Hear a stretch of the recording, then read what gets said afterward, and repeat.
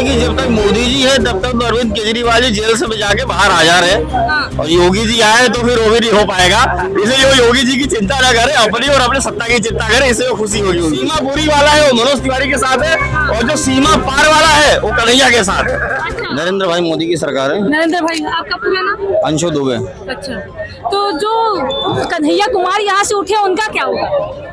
कन्हैया कुमार उठा ही नहीं था, वो तो हमेशा गिरा हुआ व्यक्ति है जो देश के टुकड़े की बात करते हैं। कांग्रेस वालों ने उत्तर पूर्वी दिल्ली से उनको उम्मीदवार बनाया है अपना।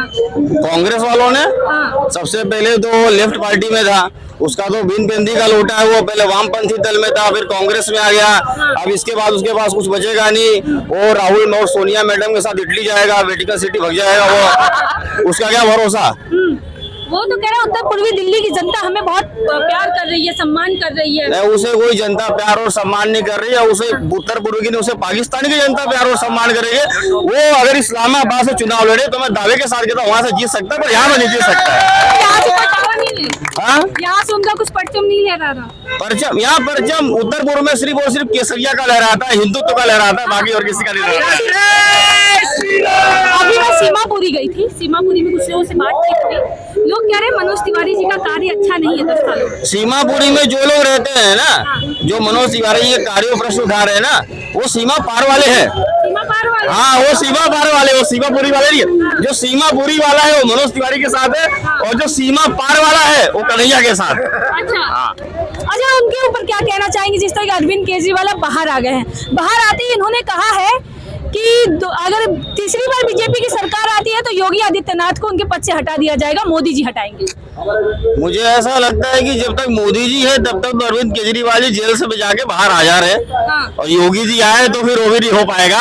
इसलिए वो योगी जी की चिंता ना करे, अपनी और अपने सत्ता की चिंता करे, इससे वो खुशी होगी उनकी। अरे वो रोड शो कर रहे हैं, डेली प्रचार कर रहे हैं, उनको वो रोड शो नहीं कर रहे, वो नौटंकी वाला शो कर रहे हैं। नौटंकी वाला? हाँ, उनकी अभी पत्नी नौटंकी वाला शो इसलिए क्योंकि जब वो सत्ता में आए थे तो अपने ही ड्राइवर से हाथ डलवा के खुद झापड़ खा रहे हैं। ये नौटंकी तो है, वो राजनीति नौटंकी के लिए है। उन्होंने क्या किया, मैं कोई आवास नहीं लूंगा, कोई घर नहीं लूंगा, कोई बंगला नहीं लूंगा।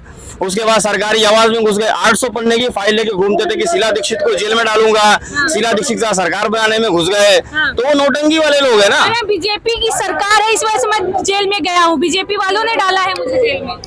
विधायिका, कार्यपालिका, न्यायपालिका, मुझे लगता है मीडिया वाले पढ़े लिखे लोग होते हैं तो इन वामपंथी के विचारों में नहीं फंसना चाहिए। न्यायपालिका का अपना अलग क्षेत्र है, कार्यपालिका का अपना अलग है, विधायिका का अलग है। तो लोग कह रहे हैं कि लोगों के पास ईडी है।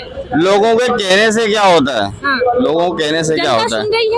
जनता कोई नहीं सुन रही, जनता जवाब देगी। 4 जून को आप देखिएगा 400 बार हमला रहे हैं।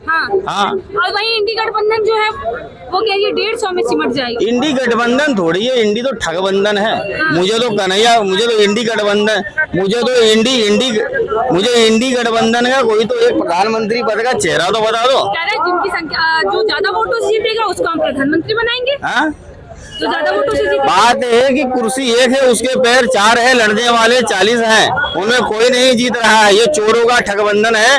प्रधानमंत्री नरेंद्र मोदी ने जो कार्य किए हैं, चाहे वो राम मंदिर हो, चाहे धारा 370 हो, चाहे सीए जैसे कानून हो, अब हमारी इसके बाद हम क्या करने वाले हैं ये मैं बताता हूँ। इसके बाद जनसंख्या नियंत्रण कानून लाएंगे, वक्फ बोर्ड के ऊपर पाबंदी लगाएंगे और देश को विश्व गुरु बनाएंगे। इसके बीच में जो बाधा होगी उसको एनआरसी के माध्यम से यहाँ से बाहर निकालेंगे, ये हमारा काम होगा। यूनिफॉर्म सिविल कोड भारतीय संविधान के भाग 4 में DPSP directive principle of state policy के आर्टिकल नंबर 44 में लिखा गया है। ठीक है, उसका क्या मतलब होता है कि जब भी हमारी सरकार सक्षम होगी, हम इतने सक्षम हो जाएंगे तो हम यूनिफॉर्म सिविल कोड लागू करेंगे, ऐसा हमारे संविधान में लिखा हुआ है। और जो इसका विरोध करता है वो खुद कह रहा है मैं संविधान बचाने के लिए आया हूँ, वो तो मूर्ख लोग हैं, तो जनता को गुमराह कर। यूसीसी के बारे में संविधान में लिखा हुआ है, गो हत्या बंदी करनी है संविधान में लिखा हुआ है, आर्टिकल नंबर 48 जाके कोई पढ़ ले। शराब बंदी करना है वो भी संविधान में लिखा हुआ है। तो हम संविधान के विरोध कहाँ है, हम तो संविधान के साथ में हैं। संविधान को बदल देंगे अगर 400 पार आएंगे। संविधान को बदलने के काम इंदिरा मैडम ने किया था, ठीक है, इंदिरा मैडम ने किया था, उन्होंने संविधान में बहुत सारे छेड़छाड़ किया था, आपको पता होगा। लेकिन संविधान के मूल ढांचे को बदलना बहुत ज्यादा मुश्किल है। संविधान के मूल ढांचे को नहीं बदला जा सकता। ये सुप्रीम कोर्ट ने केशवानंद भारती वाले केस में कह दिया था। ये अनैया, कन्हैया, केजरीवाल, जितने भी लोग हैं, ये जनता को गुमराह करने वाले लोग हैं। ये जनता अनपढ़ नहीं है, ये देश में पढ़े लिखे युवा हैं। ये उनकी बातों में, ये मार्क्सवादी लेनिन के युवा नहीं है कि जो लेफ्ट विंग के विचारधाराओं में आ जाएंगे। ये कन्हैया कुमार जैसे लोगों के मुंह पे खड़े होकर उत्तर देने वाले युवा हैं। पर कन्हैया कुमार तो लगातार अपना परचम लहरा रहे हैं, रोड शो कर रहे हैं। अरे वो रोड शो नहीं कर रहे, वो सब नौटंकीबाजी है। वो क्या रोड शो कर रहे हैं? चावा नहीं करते। सब भाड़े के बुलाए गए टट्टू है उसके। हैं? कोई आ रहा है असम से आ रहा है, कोई बेंगलोर से आ रहा है, कोई छत्तीसगढ़ से आ रहा है। दिल्ली में कौन सा बंदा उसका है? कोई नहीं है उसके साथ कोई नहीं। कोई नहीं।